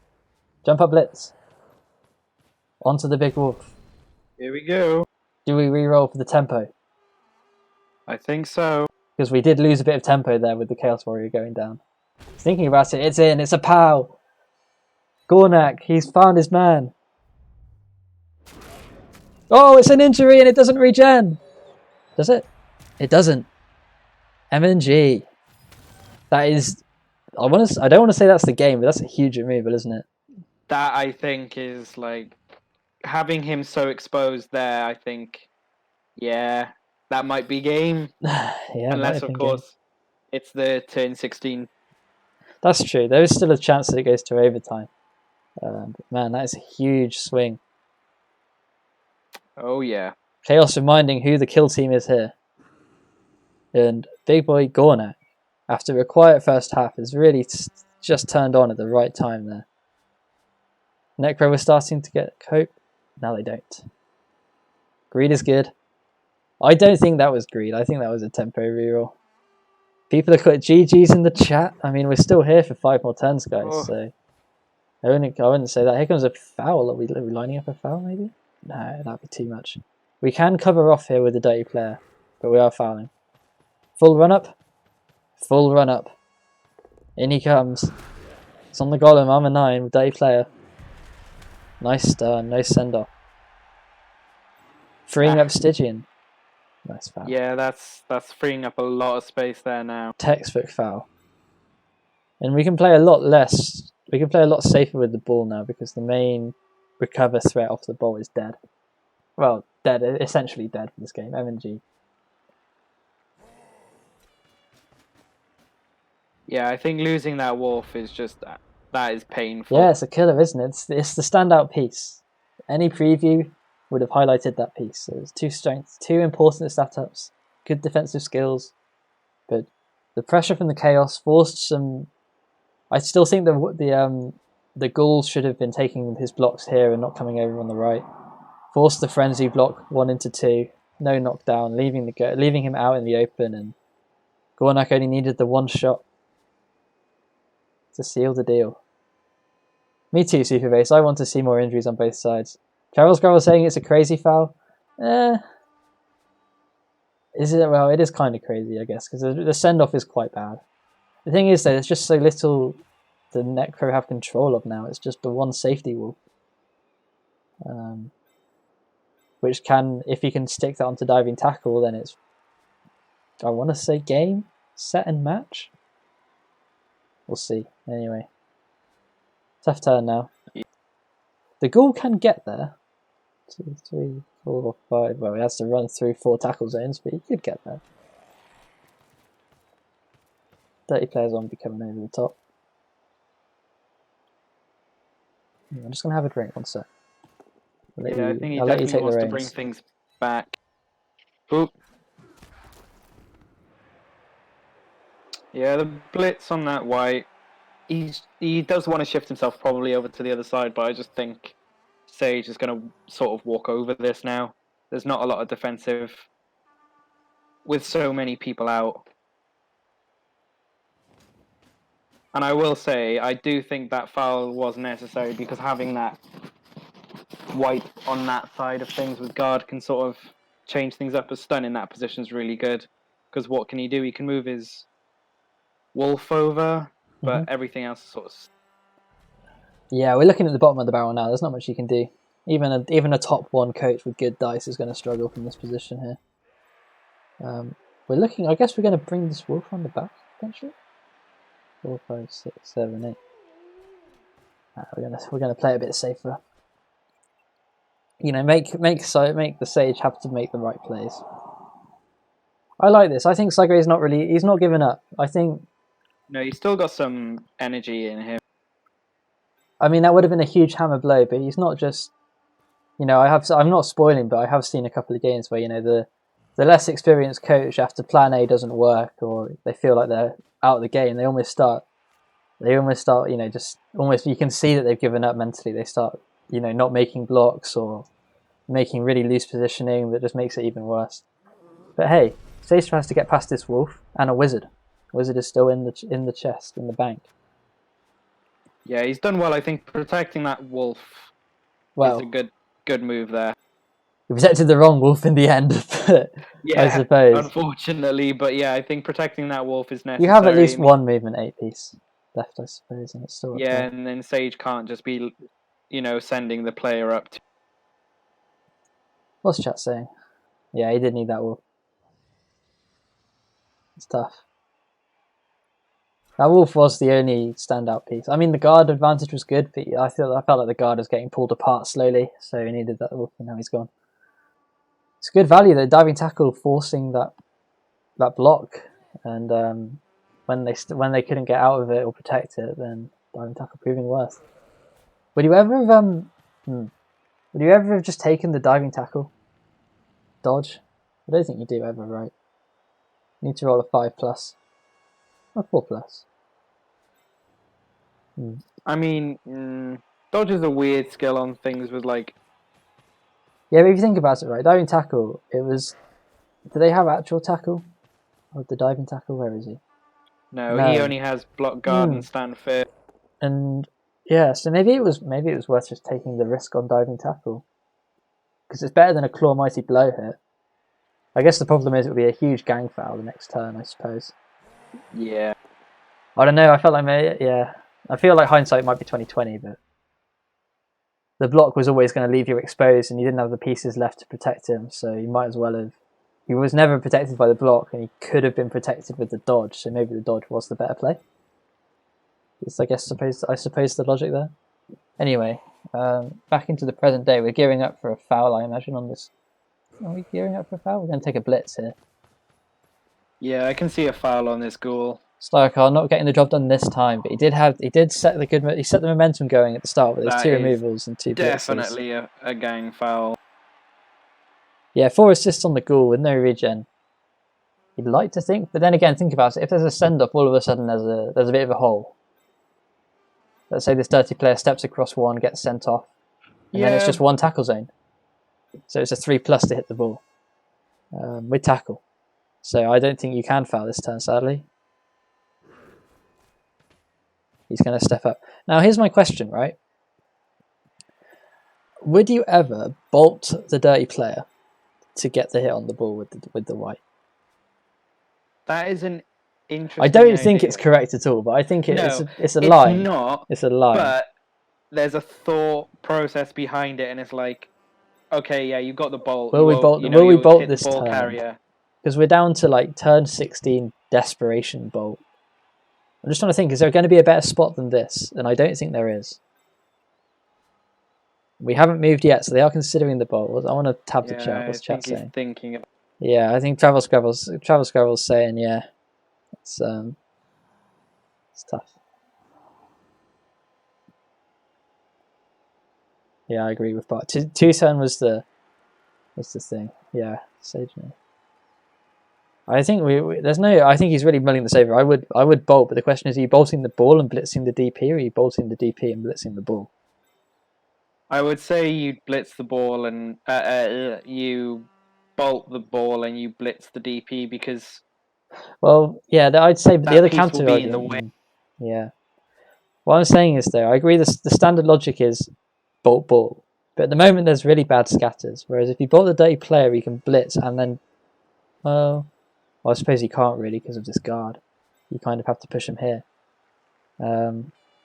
which kind of gives you worse, guys. So yeah. Problem is, you can't stand up the golem before you bolt. It's a really tough one. I don't know what the maths. I'm trying to think of the maths, but I'm too stupid. Which is kind of why I'm not in playoffs. To figure out which is the mathematically best play. Yeah, because you want to move. I'd say the white.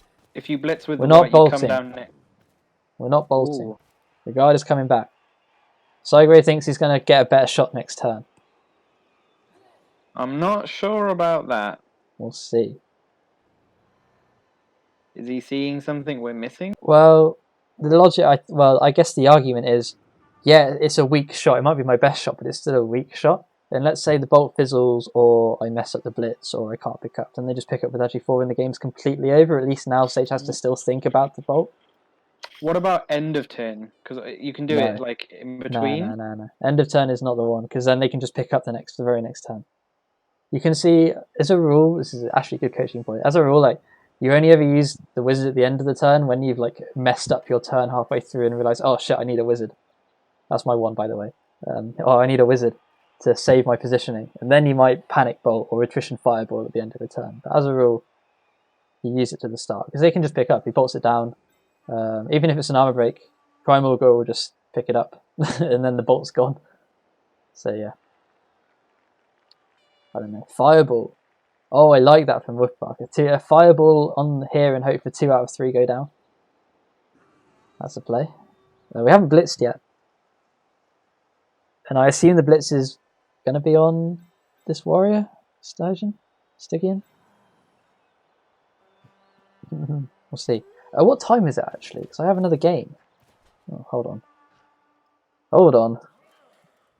This better not go to overtime. Because I'm going to overrun. I need to check the calendar. Where are we? Oh no, I've still got time. I've still got an hour. Okay, good. I thought I'd left enough time. I was just checking. There's been a good one. He didn't take the both down on that. Beastman then. Positive. Did he not? Who was he hitting, sorry? Kumo. So he just had a white versus the dirty player, and he took a push instead of a both down. Wow. Okay, that's interesting. Well, I guess his logic is you have to commit a player to standing them up. Oh, dodge fails. Yeah, he's right next to that lovely tackle. Dodge and tackle. I think. Oh, we re-roll. Oh god. Right. Okay, we're re-rolling, but it's good. And now we have a safety goal in the back. So if all else fails, we can take a 3+5, probably it'll be a sideline cage, like a 5+ dodging. It's not over yet. Not quite over yet. I feel like the Sage just needs to slowly move his way down. He's got 3 turns. He's got very good position. There is a wizard in hand, so you can't get too tight. But the main threat is gone. The big wolf Saxon is out for the game. He's MNG'd as well, so if Cygrade were to go through, he would be out for the round of 32 fixture. And I feel like that's the core of the team right there.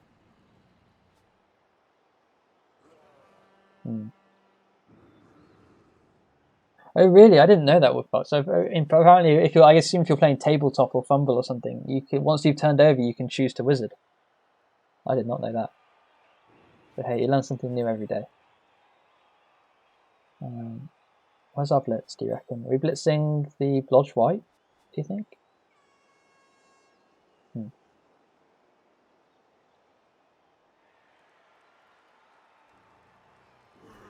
Think you maybe blitz the flash golem? Yeah. Yeah, that's what we're doing. And he's powered. We don't stand firm. I suppose. Here comes the piling on. I think he's in a... Yeah. Natural pylon spot there. You got the man advantage. It's just a stun. But with 3 turns left, that's essentially a removal. 2/3 of a removal anyway.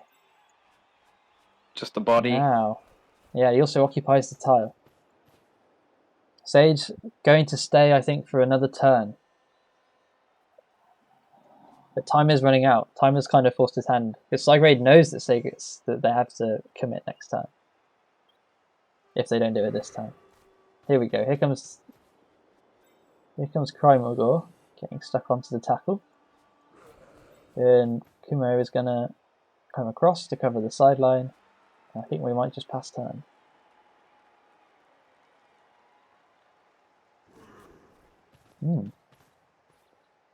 Well, the way things are shaping up, there might well be a bolt. You know, a bolt into a. So, yeah. I think what Sage is trying to do is he's trying to get Cygrade to think too much about this sideline, and then he can take down the middle and just hold the center of the pitch on turn 15. He can go left or right. I think that's what he's trying to do, because Cygrade will now be thinking, oh, if I can get a bolt next turn when he's in his sideline, I can bolt and pick up potentially on this goal. But it's all very close all of a sudden. Very, very close. I think the thing that's we even stepped there as well. And I wasn't predicting that. I didn't know if the mighty blow would come all the way over. Yeah, I think it's just protecting, making sure that Krymogor doesn't go down. Also, I think, saying about it earlier, that diving tackle is coming in very close. Yeah, he's on 3 pieces. So we need to get rid of him. And all our guard is off of him. Oh, this is a problem now. You can't. They can only get 1 dice. This is a problem. We're going to have to make a 1 dice against this. We either make a 1 dice against stand firm or we dodge off of diving tackle. Both of which are terrible options. And that is why the Sage is known as a good player. Because he's given you both those options and you have to do one of them. Ugh.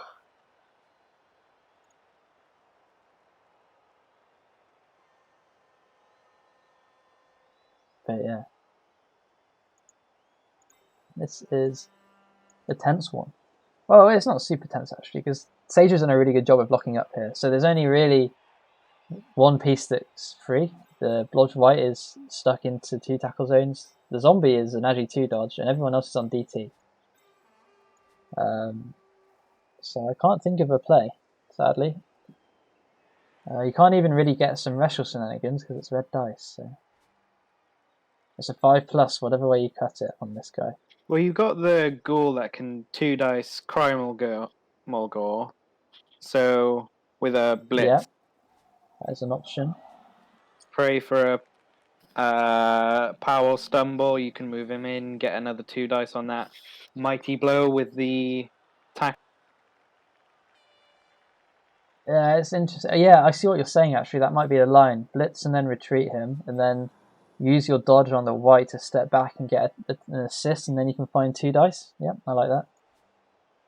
It's a good play. Might be the only play, I don't know. The problem is it does leave the wolf, 1, 2, 3. You can't really protect the ghoul, sorry. The ghoul is the problem, because once he blitzes in and comes out, even if you knock over the stand firm, it's still a zombie dodge or a wolf dodge to protect the ghoul, I suppose. Anyway, this is well coached because we haven't seen an action yet, so Cygrade is definitely probably a bit tired at this point. It's been a long game, but we need to find the play here. Otherwise, all the hard work could be undone very quickly. Yep. It all comes down to this, what everyone's saying. Hey, Wolfram Ajax in the chat. Nice to see you. Yeah, man, all the big names. Got the uniform guy. You got the rat coach. You got some boring guy. Anyone who's anyone. It's an exciting game. Only the best on my streams. So yeah. Oh, I feel bad for Selanawe, you know, pillar of the team. He would have been really excited for the second half. Then he just eats a KO turn 1 and has to watch his team slowly get pushed back and put into harder and harder spots. Here we go. 1 dice. We find a POW. Roll the 5+, guys, and just bank it. Oh. So where's our blitz now? I guess are we zombie blitzing to reposition him? No, we're just going to block with 2 dice. We're holding the middle. We're just going to we're going to concede a sideline, I guess. And now he's thinking follow, he doesn't follow. We're in a rough spot here though, because there's no way to get these guys out, and now we just take the sideline. We're going to have to zombie dodge. Probably zombie GFI too. You know what I mean? Like, we've got the middle, but now our safety's committed onto diving tackle, who's just going to get up again next turn. Yep. It was a shame there was nothing more but armor 9 being armor 9. Yep. He did roll an 8. It was close. It was an 8 on the armor roll. It was so close to the stun because it was a hit with Mighty Blow. But not quite enough. I was on the diving tackle when it was a 5. Oh, sorry, yeah, 5. That's my bad. Yep, you're right. And there's the wolf dodge that had to happen and hasn't happened. Reroll goes in. 75. And it's not there. The Khemri dodge fails, and now that looks like we're in Desperation Bolt territory here. Assuming the ghoul gets knocked over and cast. The upside is, I suppose, you can't knock over both the ghoul and the white unless we have a chain push play. Which I think we actually do have a chain push play, so fair enough. There we are. Yeah, I think what we were talking about though, the play where we bring the ghoul over and try and finesse the guard in and just try and get the wolf a better dodge out than a 4+. Because he was really important. You wanted him to be dodging out on a 3+. But yeah, we're up here in the booth. We're not feeling the pressure. We're not feeling the strain of our best pieces getting MNG'd. But yeah, that might have been one to look at. But Sage is going to take the left-hand side now. A very tight, compact cage, I imagine. Well, we still have. If the cage is too tight, there will be a fireball. That's not a knockdown. And now this Chaos Warrior block will chain push the wolf, or at least chain push Starcar into the way of Chaos. So that's something to think about. Yeah, it's all very.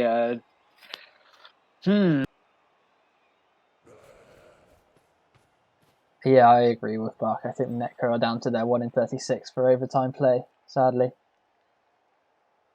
Just that last turn. Which is a shame. You could Fireball and hope for a 2 out of 3 on the Agi 4s now. Yeah. But literally it's a 25% shot, so. Well, I guess it's better than the 1 in 36 shot. If you think about it. Because if you knock these both down, then you're at least making GFIs. What's the odds of armor breaking them both? It's a Mighty Blow hit on armor 8. So it's 40% twice, which is about 16% to stun them both. Assuming you make 2 armor rolls. So 25 times 16, 25 times 0.16. About 5%, which is more than the 3% that the 1 in 36 is. There's an injury on Sadie the Third. That won't regen because they don't have regen. Yep, that is painful. I think so. It's be a 1 in. The thing is, it's 1 in 6 times. It's 5 in 6 times 1 in 36, which makes it less than 1 in 36. So yeah, I think the Fireball is technically the best play by about 2%. But hey, that might make the difference. 1% to 3% might be the one. Here comes the GFI fail. Might as well re-roll this if you're the Sage. Oh, well, maybe not, because it's not an essential roll. What it does do is it makes it so the wolf has no dodging play at all. Yeah, so we do re-roll it just to make it a 6+. So we have to hope that this Fireball hits both of these, and also hopefully armor breaks both of them, and then we're in 1 in 9 territory. Yeah. Can we come over the top? 2, 3, 4, 5, 6, 7, 8. Not quite. 2, 3, 4, 5, 6. No, we need to take some. So right, the play is dodge from diving tackle and tackle. Dodge to tackle again. Dodge, 4+ dodge with the GFI, and then a 1 dice with the GFI. Just so many dice rolls. Well, we Fireball first, I think, which makes this bit easier, but it's still a 5, or it's still a 6+, I think, doesn't it? What's it add? Subtract 2 from the dodge roll. So this would be a 3+, yeah, it's a 5+. With no tackle reroll. There's a 33% to even step this way. Yeah, but I agree with Wolfbark. The previous 2 turns were much better for Wizard. This turn, Yeah, no, it's just a Fireball and pray. Yeah. I think once he lost the big wolf, he sort of were in all in territory anyway, because he didn't have a nice play, a nice orthodox play with a wizard on turn 16 anymore. Anyway, turn 15. Game is almost in the books. Man, everyone's stuck along. Very, very close. I'm surprised with the viewer retention, because I thought once that wolf went, we'd have dropped about 20 viewers, but people are still sticking around. They want to see this through to the end, and Cygrade is giving them a show. Oh, and that's the resist. So now we need to blitz down Crime Will Gore here. So we're taking, again, we're just taking 5+ dodges and hoping. Or do we red dice stand firm? It's rough. Can the zombie get there? No. Oh, I like it. The chain push. 2 dice. No doing because of stand firm. Ugh. But it was the right. I don't know how right that was actually. I think it was right because then he could bring these guys out. Nice, well spotted, but not paid off sadly. Couldn't get the 2 and 3. And now block. 1, Bad 2, roll. 3, 4. He does have to make a GFI. He's added the 2+ to the equation. He has. Okay, so it's a 2+2+ with a reroll inbuilt. Not inbuilt. It's a team reroll. So pretty high odds here that Sage can get this. Just a 2, just doesn't need to snake. That's all he needs. No snake, or he just needs to roll. He just needs to not roll a 1 a couple of times, and it's the curse of the Sage first round elimination will be toast. It'll be finished. It'll be lifted. It'll be on. I don't know who he's playing next week. I don't want to spoil anything, so I'm not even going to look it up. But the Sage Classic dumped out of playoffs or goes really far. Well, he's not getting. It doesn't look like he's getting dumped out this time. We're going to pick up. It's good, and the handoff is good. That's the game, folks. I believe, unless of course we see a riot. So it's not completely over, but 2-1. We're into kickoff event territory here to seal the deal. No, he's thinking, do I take some 3 dices? Can we find 3 dices? No, we're going to run it in. 2-1 to the Sage.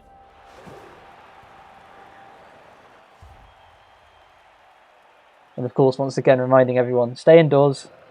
We have playing behind closed doors this postseason, but I'm glad you're all tuning in on Twitch to watch the game. 1 turn for Necro. There is movement 8 on the wolf. I don't think it is because they only have 1 frenzy on the pitch. You could do a movement 7 1 turn if you had 2 frenzy, but they only have 1, so I don't think it's possible. It would be a very good 1 turn if it did happen. And they don't have a reroll either, so it feels like it's pretty impossible. I think the only thing he has to get Riot. We're going to backline. We're not going to do a proper 1 turn defense. We're going to trust in the Division 4 coach can't do a movement 7 1 turn. I don't think it's possible with frenzy. Actually, let me think. So we're assuming we're doing this on the movement 7. Actually, no, we don't have movement 7. Of course we don't. Yeah, no, this is in the books, I think. So. Because you can't do movement 6 with only 1 frenzy, I know that much. So unless it's the wolf. 9, 10. I think we need 4 pushes for the wolf. What are we saying? 4 pushes on the wolf. No frenzy. Long odds. Without a reroll. Long odds. Yeah. Do not grow. That's true, donkey growing. If you do grow a second head, however, I think that's worth potentially going to see your doctor, even in these trying times. Yeah, that is, either head. Just having a second head, it's just it's scary. I mean, Nurgle is on form right now, so it's not impossible. I think we're going to have a look at it, but I doubt there's going to be much happening here. Yeah, he seems to be positioning for a 1 turn. I think it's the classic. I know there's a 1 turn on, and I want to look like I know what I'm doing, so I'm going to try and look like I'm setting up. But I think everyone knows that it needs 4 pushes without any frenzy or sidestep to help him. so it's very long odds. And also there's no Juggernaut as well, so you need exactly a push. Yep. So 5, right.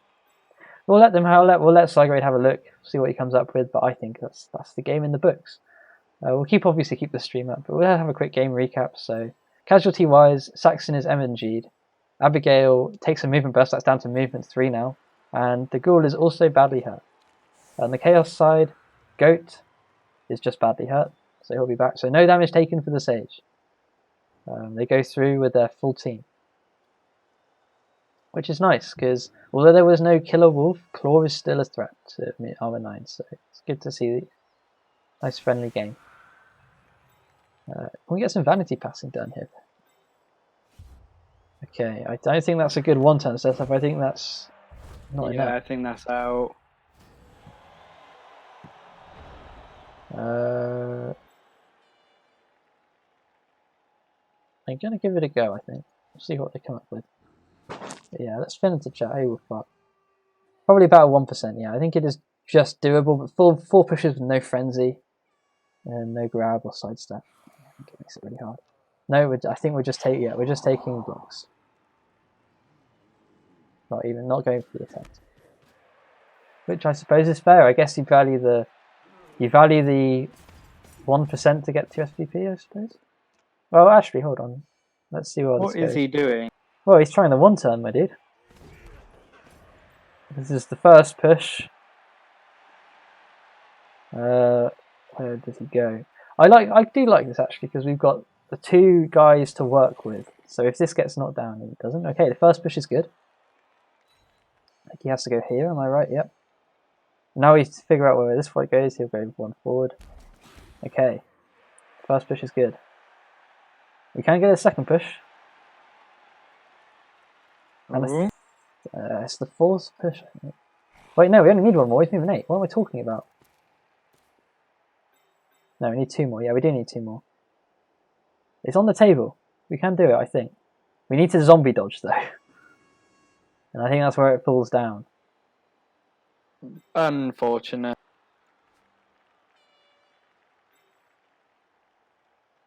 Yeah, we need to make an AG2 dodge, so it's a coin flip that it all ends here. I think he's just deciding which zombie he does it with. I think the trick is it's this one. Because if you push him here, then there's nothing the zombie can do next.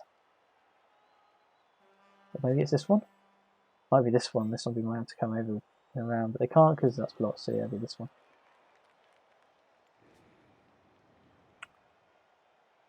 Bit of a time sink now. I guess he's a value, so let's say he gets the zombie in here and pushes, like... I think he'd have to go here. And then here. Oh, we get there. We need to get a zombie to here, I think. We need to get a zombie. We need to get someone here or here. So it's going to be another AG2 dodge, I believe. And that's it.